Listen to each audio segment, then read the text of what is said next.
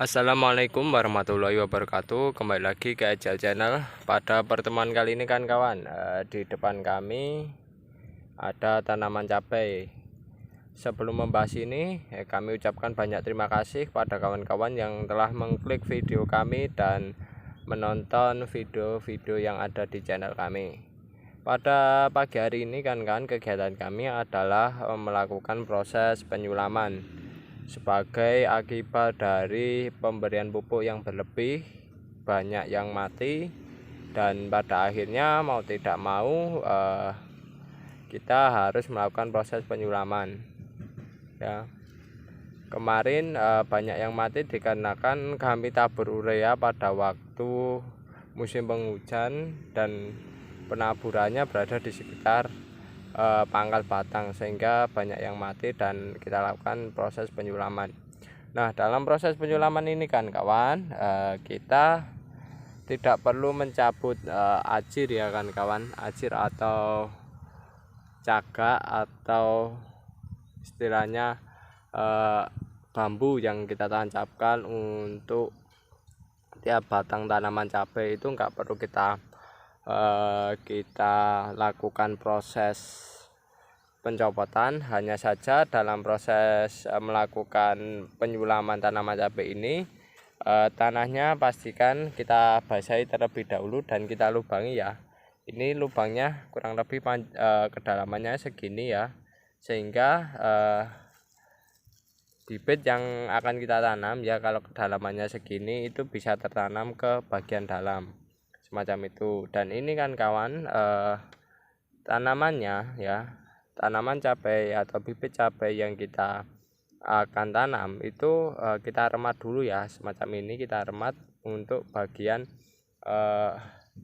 memisahkan antara si tanah yang berada di dalam plastik kecil semacam ini kan kawan. Kita remat baru kita sobek plastiknya.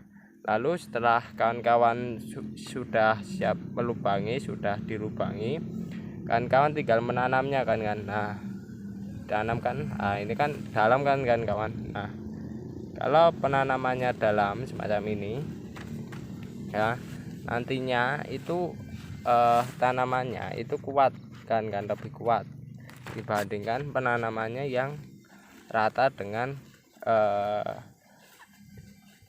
tanah ya kan kawan. Kalau rata dengan tanah itu biasanya nanti kalau terkena hujan itu tidak kuat, pada pecah kan kawan, alias akarnya tuh pada jatuh atau berobohan, bahkan ya kan kawan, bahkan akarnya itu banyak yang lepas kan copot lah, karena kehantam bagian atasnya, kehantam dengan air, dengan angin. Nah, sehingga sedangkan akar yang ada di tanah tadi ya kan atau di media pembibitan tadi itu tidak kuat, sehingga banyak yang lepas dan pada akhirnya mati dan kita menyulami kembali.